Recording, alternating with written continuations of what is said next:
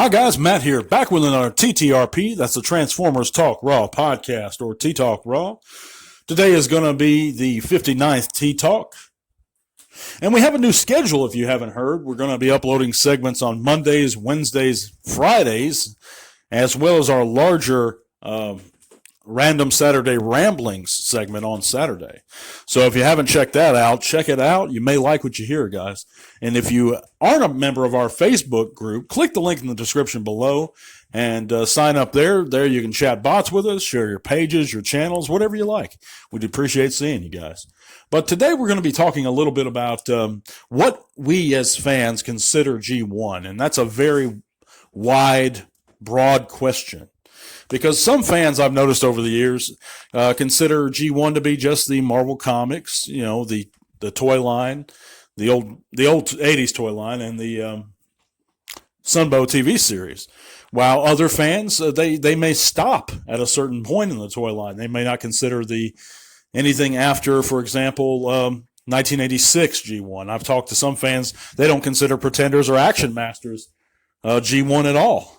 Which, and I obviously I would disagree with that, but, we all are open to our interpretations, and it is a subjective question, what we consider G1. I know there are textbook definitions of it, and I more or less agree with those definitions, but I'm curious to see what you guys think. And, I've talked to a gentleman recently that he considered the IDW comic books to be G1, and that's, I wouldn't agree with that, but whatever helps him enjoy the Transformers more.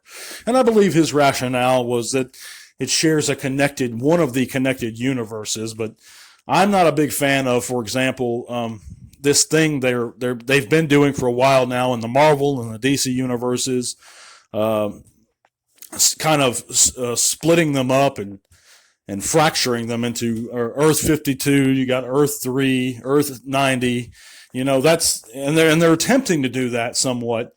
I believe that FunPub or IDW or FunPub used to, and IDW is continuing to do that sort of thing by making it so many multiple universes. But in my opinion, you could see from series such as Beast Wars or the first seasons of Beast Machines that it was very clearly spelled out that it was the same universe. We could see that the Ark crash landed on Earth, ancient Earth. 4 million years ago. And that was an idea that was shared between both the Sunbow Marvel Comics series, Beast Wars, and Beast Machines. So there are things about it that indicate that they all share the same universe. I mean, we saw Starscream's loose spark flying around and possessing Waspinator. And we don't know. I mean, that's a pretty good indication that after his body was again destroyed in either Ghost in the Machine or Starscream's Ghost of the third season of the Sunbow series, that his spark, being indestructible or highly resilient, continued on traveling through time and space. But those are examples that indicate, I digress, those are examples that indicate that they do share certain universe. A similar universe. And I'm against that sort of convolution that the DC and DC Comics and Marvel have done. And to me, and I know this is a bit off topic, guys, but it seems to me that when you do stuff like that, and the reason they did it was to kind of reset their own universes, to resurrect or bring back characters they've lost. And I'll give you an example. During the 80s, and I don't know exactly when, we used to have some of these comics, DC had the Crisis on Infinite Earths saga. And during that storyline, the second Flash, the Silver Age Flash, Barry Allen, was killed. And Wally West, his nephew, took up the mantle of the Flash. And I'll tell you why this is applicable, because I believe it's connected to the issue at hand. But anyway, he took up the issue of the mantle of the Flash. But then they reset it again, I believe, when at some point in the early 2000s or late 90s, and made Barry the Flash after saying, well, that was just a different universe. But to me, when you do things like that, you're neither respecting death or the writers that came before you, which is why I've always been against storylines such as the New 52 that DC has done, or Onslaught that Marvel did years ago to reset everything. And they continually do this stuff. And now we're getting to a point where the Transformers are trying to do it, and these current writers are trying to do it. And I'm totally against that. I think it's confusing.